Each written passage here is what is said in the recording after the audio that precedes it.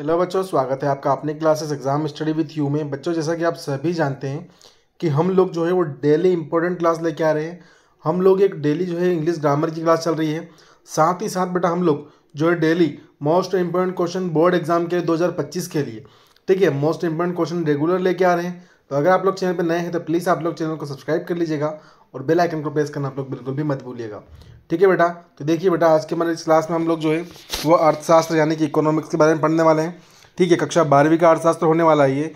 इस क्लास में मैं पूरी अर्थशास्त्र, कक्षा 12वीं की पूरी अर्थशास्त्र में से 2 नंबर के जितने भी आपके क्वेश्चन आएंगे, सारे क्वेश्चन यहीं से आएंगे। ठीक है, इस बात को आप लिख लें कि सारे क्वेश्चन आपके यहीं से आने वाले हैं। पूरी एक क्लास में जितने भी इंपॉर्टेंट क्वेश्चन हैं 2 मार्क्स के सारे दे दूंगा मैं आपको। ठीक है, और अभी भी समय है एग्जाम के लिए। अगर आपने इन सभी क्वेश्चंस को पढ़ लिया तो पर्सनल गारंटी दे रहा हूँ बेटा, बहुत अच्छे रैंक लाओगे आप लोग। ठीक है, और एक भी क्वेश्चन यहाँ से बाहर नहीं जाएगा।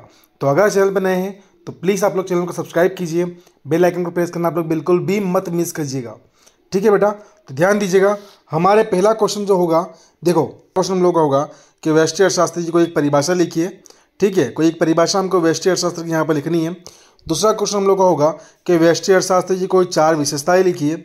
तीसरा नंबर का क्वेश्चन हम लोग होगा 3 नंबर का कि व्यष्टि अर्थशास्त्र का मुख्य अंतर कीमत सिद्धांत स्पष्ट कीजिए। क्वेश्चन नंबर 4 है कि आर्थिक समस्या को परिभाषित कीजिए, आर्थिक समस्या होती क्या है। क्वेश्चन नंबर 5 हम लोग का है कि सैमुअलसन ने अर्थव्यवस्था की कौन कौन सी समस्याओं का उल्लेख किया है। क्वेश्चन नंबर 6 है कि व्यष्टि अर्थशास्त्र सरकार के आर्थिक नीतियों के निर्माण में सहायक है, इस कथन को स्पष्ट कीजिए। क्वेश्चन नंबर 7 है कि अवसर लागत से क्या आशय है। क्वेश्चन नंबर 8 होगा कि अर्थव्यवस्था से क्या आशय है, अर्थव्यवस्था के बारे में हमको जानकारी देनी है यहाँ पर। ठीक है, फिर अगर देखते हैं तो क्वेश्चन नंबर 8 हम लोगों का होगा कि अर्थव्यवस्था से क्या आशय है। ठीक है, फिर क्वेश्चन नंबर 9 है कि उत्पादन संभावना वक्र क्या है। ठीक है, क्वेश्चन नंबर 10 है कि बाजार अर्थव्यवस्था किसे कहते हैं। क्वेश्चन नंबर 11 हम लोग का होगा कि उत्पादन फलन से आप क्या समझते हैं। क्वेश्चन नंबर 12 है उत्पादन फलन के कितने रूप हैं। क्वेश्चन नंबर 13 है कि अल्पकालीन उत्पादन फलन से आप क्या समझते हैं। क्वेश्चन नंबर 14 है कि दीर्घकालीन उत्पादन फलन से आप क्या समझते हैं। क्वेश्चन नंबर 15 है कि उत्पत्ति ह्रास नियम की परिभाषा लिखिए।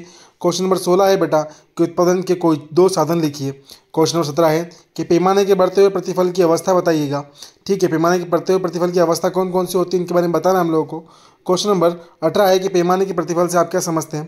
क्वेश्चन नंबर 19 है कि आंतरिक एवं बाह्य बचतें कब प्राप्त होती है। क्वेश्चन नंबर 20 हम लोग का है बेटा कि उत्पादन लागत से क्या आशय है। क्वेश्चन नंबर 21 है कि वास्तविक लागत से क्या आशय है। क्वेश्चन नंबर 22 जो है वो है अवसर लागत से क्या आशय है आप लोगों का, उसको बताना है। क्वेश्चन नंबर 23 है स्थिर लागत से क्या आशय है। क्वेश्चन नंबर 24 है परिवर्तनशील लागत से आप क्या समझते हैं। क्वेश्चन नंबर 25 है सीमांत लागत और औसत लागत में अंतर बताइए। क्वेश्चन नंबर 26 है औसत उत्पाद किसे कहते हैं। क्वेश्चन नंबर 27 है कि लाभ किसे कहते हैं। ठीक है, ध्यान दीजिएगा। क्वेश्चन नंबर 28 की ओर बढ़ते हैं हम लोग। तो क्वेश्चन नंबर 28 क्या बोल रहा है बेटा कि हम कब कहते हैं कि बाजार में किसी वस्तु के लिए मांग अधिमांग है। ठीक है, यह क्वेश्चन एक ऐसा ही बनता है कि अधिमांग किसे कहते हैं, अधिमांग की जानकारी दीजिए, अधिमांग से क्या आशय है इसको बताइए।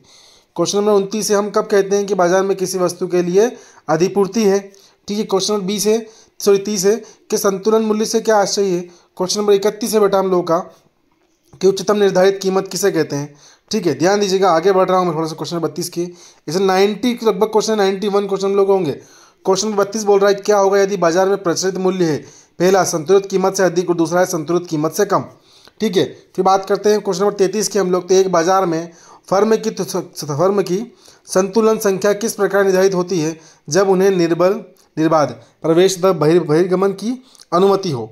ठीक है, क्वेश्चन नंबर 34 देखते हैं क्या बोल रहा है कि वस्तु बाजार में तथा श्रम बाजार में मांग और पूर्ति वक्र किस प्रकार भिन्न होता है। क्वेश्चन नंबर 35 बोल रहा है बेटा किसी वस्तु के मूल्य निर्धारण में अल्पकाल में मांग और दीर्घकाल में पूर्ति का प्रभाव अधिक होता है, इस कथन को स्पष्ट कीजिए।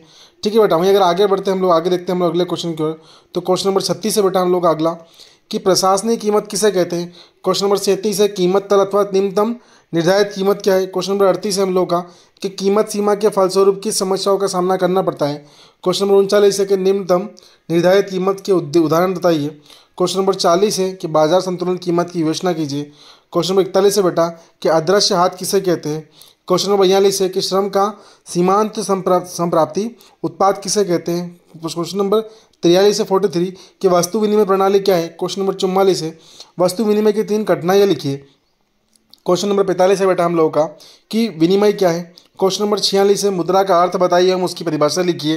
ठीक है, वहीं अगर आगे बढ़ता हूँ बेटा अगले क्वेश्चन की ओर, तो ध्यान दीजिएगा आप लोग। तो क्वेश्चन नंबर बेटा हम लोग अगला है 47 वाला, कि मुद्रा के 4 आर्थिक दोषों के केवल नाम लिखिए। क्वेश्चन नंबर 48 है, केंद्रीय बैंक को परिभाषित कीजिए। क्वेश्चन नंबर 39 है हम लोग का, 49 है हम लोग का, कि रिजर्व बैंक का मुख्यालय कहाँ है, इसके स्थायित्व भी, इसके स्थायी कार्यालय भी बताइए। ठीक, क्वेश्चन नंबर 50 हम लोग का है कि भारतीय रिजर्व बैंक के मौद्रिक कार्य बताइए।